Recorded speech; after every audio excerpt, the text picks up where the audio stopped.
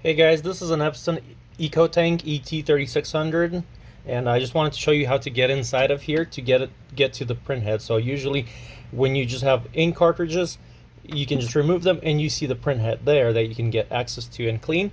On this one it's a little bit different, so I'll just show you how to get to it. Guys, please don't forget to like, share, comment, and subscribe. So basically we're gonna get right to it right now. Let's just send a copy, for example. We need this carrier to just go free, and then as soon as it's unlocked and before it feeds paper, we're just gonna unplug the printer. So that gives us the opportunity for this to go back and forth, and we basically just need it right there, and we can get to the video to doing the work. So we're gonna need a Phillips head screwdriver, a tiny tip. So this one works for me, but if you have a small screwdriver, that also would work, just as long as it grabs this tiny screw right here. So that's the only screw that we need to remove. Make sure it doesn't fall down there. It's going to be really hard to find it.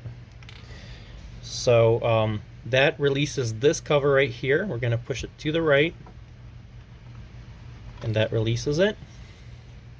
So you can now see these here are like the ink cartridges that have the supply system attached to it by Epson. So in order to remove these, there's a tab right here. On the ink cartridges, you would just have it on top. It's pretty easy, but on here it's kind of hidden away because it's not built to be replaced.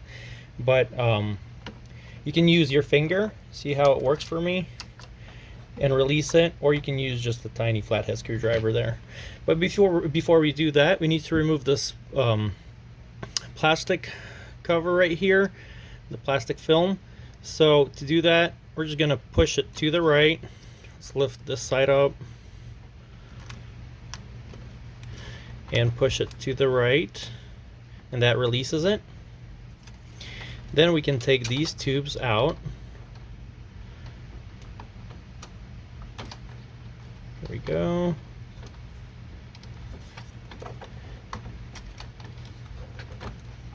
Got those out. Then we're going to unlatch all the cartridges.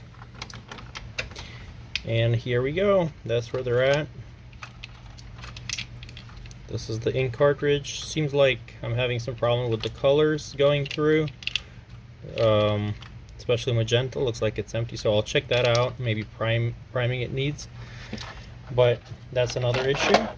So we got those out. We can just set them aside in the printer. Just hopefully they don't leak or anything like that. So this is where the print head is. So in order to you can clean it, I use a syringe with aquarium tubing. So this aquarium tubing, airline tubing for the aquariums, you can find it in the pet section of the store or in a pet store. It basically just fits snugly over the syringe, and I would put a cleaning solution in here, and it goes right over the Epson nozzle, and you can flush it that way. Make sure you have something underneath, such as paper towel, fold it in pieces so it's there, and I'll just fold it like this here, like that. Slide it over, put it there, and just kind of change it every few milliliters, maybe every syringe, and you just put the solution there to flush them. So that's how I do that. If you want to go ahead and continue with the print head removal, what you'll need to do is get a flathead screwdriver or some, like, we need to remove this here. I think we need to remove the cover for that. So check out our WF-2650 print head removal. It's going to be pretty much the same as this one. So I'll have it in the link below, but let's put this back together. So after you cleaned it or whatever you were doing with it, this is the order that it goes in. Make sure you fit it in there properly, one by one. in proper order. So, and then make sure you put these tubes where they belong. So they just kind of pop in there, like so.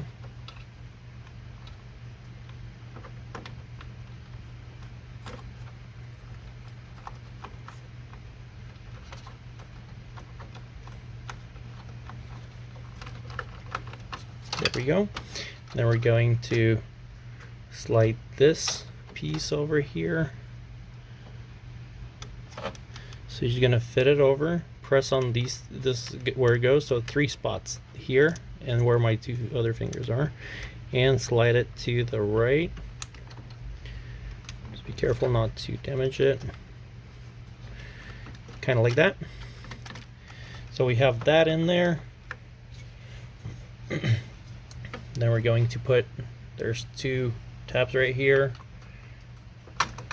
We're gonna just lay it flat like this here and then slide it over.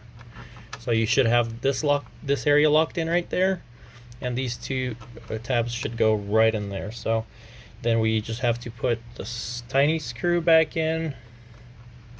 I hope I don't lose it in there. There we go.